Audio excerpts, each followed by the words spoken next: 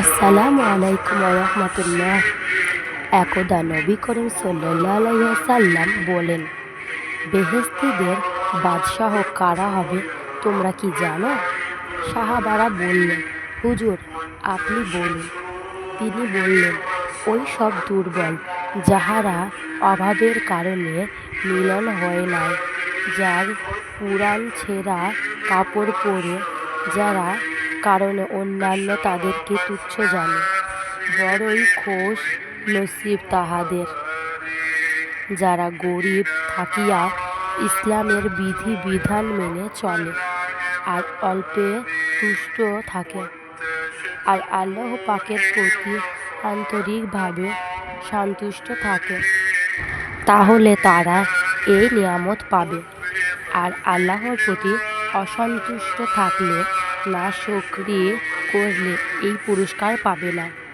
তিনি আরও বলেন, হাসরের দিন গরিব মিসকিনরা হবে আল্লাহ পাকের অধিক নিকটে। তখন ধনী গরিব সবার আক্ষেপ করবে যে, হায়, দুনিয়াতে যদি আমি শুধুমাত্র আমার প্রয়োজন পরিমাণ রিজিক পেতাম। হুজুর সাল্লাল্লাহু আলাইহি ওয়াসাল্লাম হযরত আয়েশা রাদিয়াল্লাহু তাআলাকে বলেন, তুমি যদি আখিরাতে আমার সাথে মিলতে চাও তাহলে অবশ্যই গরিবই জীবনযাপন করবে। তিনি একদিন মা ফাতেমার দরজায় গিয়ে ডাক দিলেন। ফাতেমা রাদিয়াল্লাহু তাআলা আনহা বললেন, আব্বা গো, আমার দেহে শুধুমাত্র একখানা চাদরই আছে, তাহা দিয়া শরীরটা কোনো রকম ঢেকে নিয়েছি, মাথা ঢাকবার মতো কিছু নেই। ইহা শুনে হুজুর সাল্লাল্লাহু আলাইহি ওয়াসাল্লাম একখানা রুমাল মা ফাতিমা রাদিয়াল্লাহু তাআলার দিকে ছুঁড়ে দিয়ে বললেন, এটা দিয়ে মাথা ঢেকে নাও।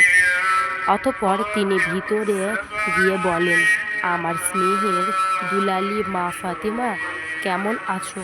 ফাতিমা রাদিয়াল্লাহু তাআলা আনহু বলেন, আব্বাজান, ক্ষুধার জ্বালায় মাথা ব্যথায় দুর্বল হয়ে গিয়েছি। ইহা শুনে হুজুর সাল্লাল্লাহু আলাইহি ওয়াসাল্লাম কেঁদে কেঁদে বললেন, মা ফাতিমা, চিন্তা করো না, অস্থির হয়েও না। আমিও আজ 3 দিন যাবৎ কিছু খাইনি, অথচ আমি আল্লাহর নিকট তোমার চেয়েও অধিক প্রিয়। আমি চাইলে তিনি দুনিয়ার সবার চেয়ে ভালো খাবার আমাকে খাওয়াতেন, কিন্তু আমি দুনিয়ার উপর আখিরাতকে প্রাধান্য দিয়েছি। ইহার পর তিনি বললেন, হে মা ফাতিমা, আল্লাহর সুসংবাদ নাও।